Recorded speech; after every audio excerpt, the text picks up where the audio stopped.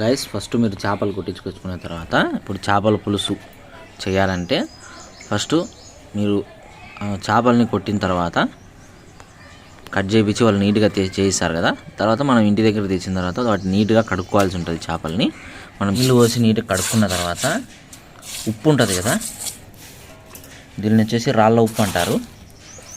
So ఈ ఉప్పు వేసుకొనేసి మీరు నీట్గా చేపలను అయితే తోముకోవాల్సి ఉంటుంది అన్నమాట. బట్టలు తోమినట్టు తోమాలి చేపల్ని. దానివల్ల ఉపయోగం ఏందమ్మా? దీని మీద బంక ఈ బురదలో చేపలు కదా, పైన బంక మన్ను అంతా పోతుంది. అది గైస్ చేపలు ఎప్పుడైనా సరే చేసేటప్పుడు వచ్చింది ఈ పక్కన పిల్లి. మీరు ఈ విధంగా అయితే చేసుకోవాల్సి ఉంటుంది. చేపలు నీట్గా కడుక్కొని ఇక్కడ మనం తోమిన చేపల్ని ఇక్కడ మళ్ళీ మంచినీళ్ళల్లో వేసుకోవాల్సి ఉంటుంది గైస్. అప్పుడు మన చేపల మీద ఉన్న డస్ట్ అంతా వెళ్ళిపోతుంది. చేపలు మీరు ఉప్పు నల్లబడే కొద్దీ ఆ ఉప్పుని పడేసి మళ్ళీ ఫ్రెష్ ఉప్పు వేసుకోవాల్సి ఉంటుంది. ఎందుకంటే తోమే కొద్దీ చేపలు ఉప్పు అంతా నల్లగా అయిపోతుంది. సో అప్పుడు ఆ ఉప్పుని పక్కకు పడేసుకోవాలి. ఫ్రెండ్స్, ఈడ చేపలు రుద్దుతూ ఉంటే 2 పిల్లులు అయితే వచ్చినాయి, చూసినారా? ఈడ ఒకటి, ఆడ ఒకటి. ఇదైతే కనుక ఈయన తిష్ట వేసింది. ఇది చూడొచ్చు ఒకసారి మీరు. పండుకుంది. ఇంకా మనం ఎప్పుడెప్పుడు చేపలు వేస్తామా తిందామా అన్నట్టు ఏగుంది. ఏం ఇది చూడు, ఇది దాని బాయ్ ఫ్రెండ్. ఇది 2 నివాసం పెట్టినాయి ఈయన్ని. మనం ఎప్పుడెప్పుడు వేస్టేజ్ వేస్తే తిందామా అని రెడీగా ఉన్నాయి. ఇంకా వాసన పట్టినాయంటే గాయస్ ఈ పిల్లులు మాత్రం పక్కకు పోవు. చేపల వాసన ఉంటే చికెన్ మటన్ కన్నా చేపలకు జిల్లకు ఇష్టం అనమాట పిల్లులకి. చూసినారు ఎటు పెట్టినాయి? 2 పులులు మాదిరి అనుకున్నాయి. మినీ టైగర్స్ ఇవి. మొత్తం చేపలంతా క్లీన్ చేసుకున్న తర్వాత ఒక బౌల్లో వేసి, ఆ బౌల్లో ఉప్పు వేసి మళ్ళీ ఫ్రెష్ ఉప్పు ఈ విధంగా కలుపుకోవాల్సి ఉంటుంది చేపల్ని. ఉప్పు వచ్చేసి రాళ్ళ ఉప్పు తీసుకోండి, నున్న ఉప్పు తీసుకోవద్దండి. రాళ్ళ ఉప్పు అంటే తెలుసు కదా, గల్ల ఉప్పు అంటారు కొంతమంది. సో ఉప్పు వేసి నీట్గా కడిగి 2 టైమ్స్ దాకా క్లీన్ చేసుకోండి. గిరిజుడు ఎట్లా కూర్చున్నాడు? ఏం రా చేపలు కావాలా? పలుకుపోయి వానికి తోడు ఈడు కూర్చున్నాడు మళ్ళీ ఈడ. ఏయ్ నువ్వేమరా కావాలనా? నీకే పెడతాలే, ఫస్ట్ వానికి వద్దులే. అయిపోయిందిలే ఉండు. గాయస్ మొత్తం అంతా క్లీన్ చేసుకోండి. ఒక 2 టైమ్స్ దాకా క్లీన్ చేసిన తర్వాత ఉప్పు వేసి అంతా కలిపి పెట్టేసి చేపల్ని కడిగేసేయాలా. అప్పుడు నీట్గా వచ్చేస్తాయి అన్నమాట. ఏం రా ఏమి వీడు చూడు, ఏమిద్దరు నువ్వు అయిపోయి కడిగేది అయిపోయిడా.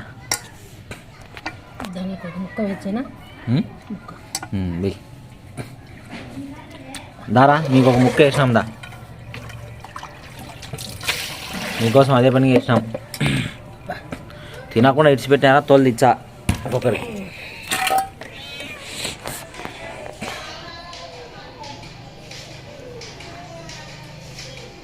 సరా పట్టుకుంటారా ముక్కను, పెద్ద ముక్కను పట్టారా. ఇది ఏం నాకాడుతుంది. ఇది ఎత్తవైరా, పెద్దది ఎత్తవైరా. ఇది నువ్వు ఆడనే తిరుగుగా పెద్ద ఎత్తుకుపోయింది పోది.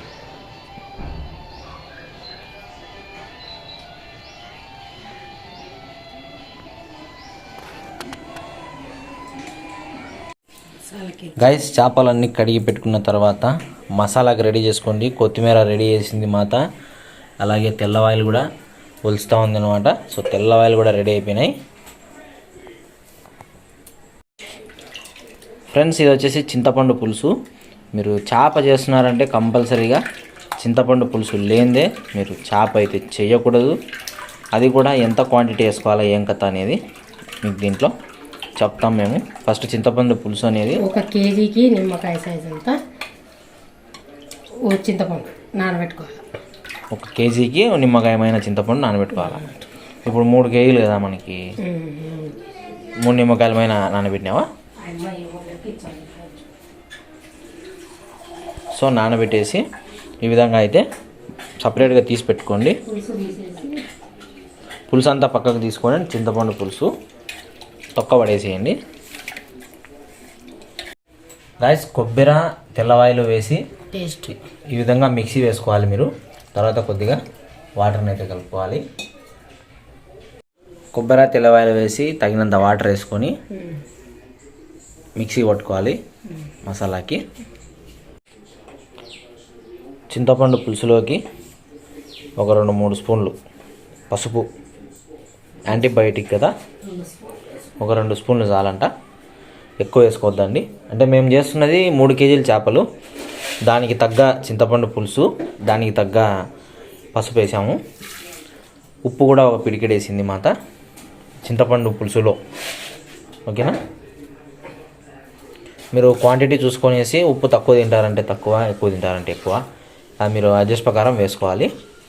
వేసుకున్న తర్వాత అంతా బాగా కలిపెట్టుకోండి. మనకి చింతపండు పులుసులో పసుపు, ఉప్పు వేసి ఈ విధంగా కలిపెట్టుకోవాలి. తర్వాత అల్లం కూడా మీరు ఈ విధంగా కట్ చేసుకోవాలి మిక్సీలో వేయడానికి. ఫ్రెండ్స్, ఇందాక తెల్లవాయి కొబ్బరి వేసి ఫస్ట్ మిక్సీ పట్టినాం కదా, తర్వాత కొద్దిగా వాటర్ వేసి, తర్వాత మళ్ళీ తరిగిన అల్లం ముక్కలనే అవి వేసి, మళ్ళీ కొంచెం కొత్తిమీర వేసి ఈ విధంగా అయితే మసాలా గ్రైండ్ పట్టుకోవాలి. దీంట్లో ఉప్పు ఏం అవసరం లేదంట మసాలాకి, మనం వంటకాలలో ఉప్పు వేస్తాం. గైస్, కొబ్బరి వెల్లుల్లి పేస్ట్ కొంచెం పక్కకు తీసి పెట్టుకొనేసి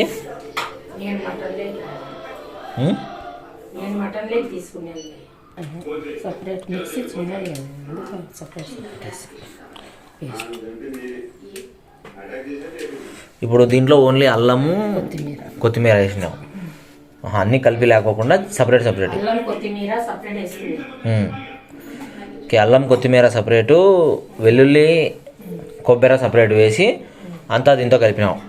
ఒకవేళ పెద్ద మిక్సీ ఉంటే కనుక అన్నీ కలిపి వేసుకోవచ్చు. అది ఫ్రెండ్స్, ఇప్పుడు ఆ మసాలా కలిపినాం కదా, మసాలా అంతా చింతపండు పులుసు అది అన్నీ కలపడం కన్నా సపరేట్ సపరేట్గా వేస్తేనే బాగుంటుందంట టేస్ట్. తగినంత దీంట్లో కలుపుకున్న తర్వాత పొయ్యి మీదకి ఎక్కిద్దాం. ఇందులో మనం ధనియాల పొడి ఒక 2 స్పూన్లు వేసుకోవాలి పులుసులో.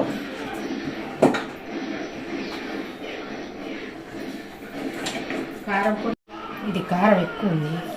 కారం పొడి కూడా మీరు కారం తినేదాన్ని బట్టి వేసుకోండి. మేమైతే ఒక 2 స్పూన్లు వేసాం. ధనియాల పొడి, కారం పొడి, ఉప్పు ఏడ వేసినాం మనం. ఉప్పు అయితే స్టార్టింగ్లో పులుసు కలిపేటప్పుడే 2 పిడికిళ్ళు అయితే ఉప్పు వేసినాము. కారం ఇది వచ్చేసి ధనియాల పొడి లాస్ట్లో వేసినాము. ధనియాల పొడి, కారం పొడి, పసుపు ఇవన్నీ పడితేనే మసాలా టేస్ట్ అన్నమాట. తర్వాత మనం కడిగిన చేపలు ఉన్నాయి కదా, ముక్కలు, సో వీటిని తీసుకొనేసి మనం తయారు చేసిన పులుసులోకి అయితే వేసుకోవాల్సి ఉంటుంది. పులుసులో బాగా మనం నానబెట్టుకోవాలి చేపల్ని తీసుకొనేసి.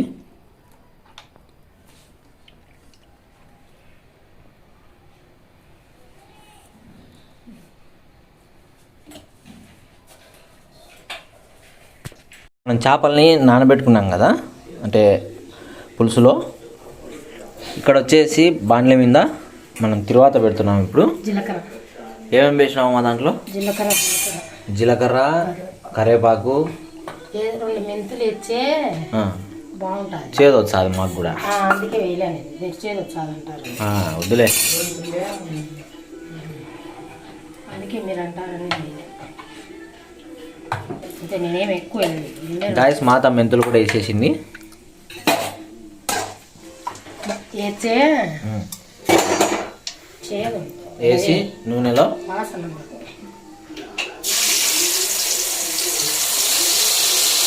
అమ్మ బాబోయ్ పులుసునంతా చేపల్లో ఉన్న పులుసునంతా గరిటెతో తీసుకొని బాణీలోకి వేస్తుంది అనమాట.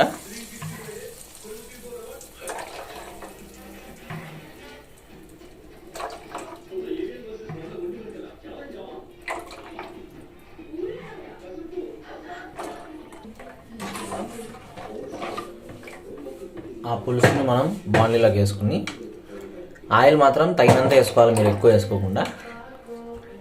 పైన ఆయిల్ కనిపిస్తుంది చూసారా, ఇంకా మూత పెట్టేసి సో చేపలు ఉడకాల మసాలా బాగా ఉడుకుతేనే. ఇప్పుడు ఇది ఉడికించాలా? దీంట్లోకి ఇప్పుడు మనం ఈ మసాలాలను ఉడికిస్తాం. ఉప్పు కారం సరిపోయింది చూడు. నేను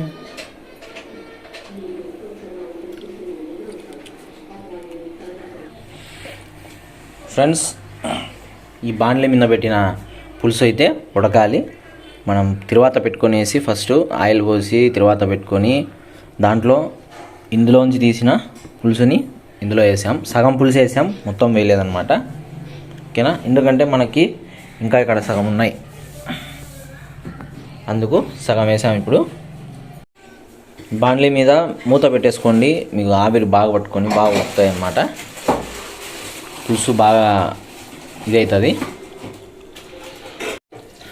ఫ్రెండ్స్, పులుసు బాగా ఉడికిన తర్వాత చిక్కగా వస్తుంది. ఇట్లా చిక్కగా వచ్చిన తర్వాత మనం అందులో నానబెట్టుకున్నాం కదా చింతపండు పులుసులో చేపలు, అవి తెచ్చి మనం ఇందులో వేసేయాలి. మనం ఫస్ట్ పొయ్యి మీద వేసిన బాండ్లీలో మనము పులుసు వచ్చేసి కొంచెం పతలాగా ఉండింది. ఇప్పుడు అది బాగా ఉడికిన తర్వాత బాగా చిక్కగా అవుతుంది. సో చిక్కగా అయిన తర్వాత ఆ మసాలాలో ఆ పులుసులో మనం అక్కడ పక్కన చింతపండు పులుసులో నానబెట్టిన చేపలను అయితే ఇందులో వేసుకోవాల్సి ఉంటుంది. వేసేసి మనం మూత పెట్టేస్తాం. ఆ మసాలా అంతా బాగా పట్టుకొని బాగా మగ్గుతాయి. కాసేపు ఎంతసేపు పెట్టాలి అట్లా? ఒక 5 నిమిషాల తర్వాత చెప్తాం. ఒక 5 నిమిషాలు బాగా మగ్గనివ్వండి ఇట్లే. సో గైస్, 10 నిమిషాలు అవుతుంది మనం పెట్టేసి పులుసులో వేసి. చేప బాగా ఉడుకుతూ ఉంది, మీరు చూడొచ్చు.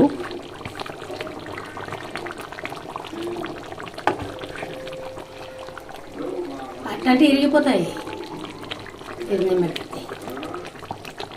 చేప మసాలా బాగా పట్టుకుందో లేదో అటు ఇటు తిప్పి చూడండి మీరు. ఇరిగిపోతాయి.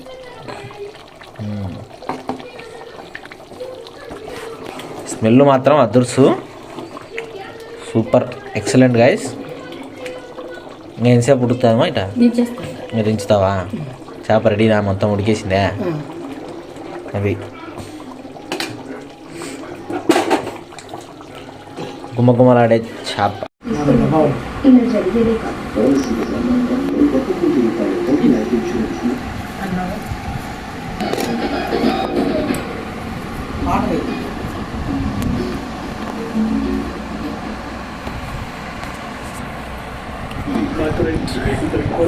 బాగుంటుంది.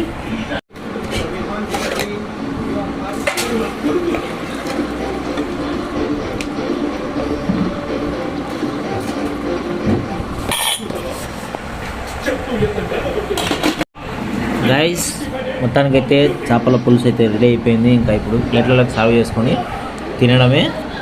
సో మీకు ఈ మాతా వంటల ఛానల్లో ఈ వీడియో కనుక నచ్చినట్లయితే ఛానల్ని సబ్స్క్రైబ్ చేసుకోండి. మరిన్ని వంటకాలు మీకు ఏం కావాలో చెప్తే కామెంట్ సెక్షన్లో మాత ప్రిపేర్ చేస్తుంది, మేము తింటాము, మీకు కూడా చూపిస్తాము.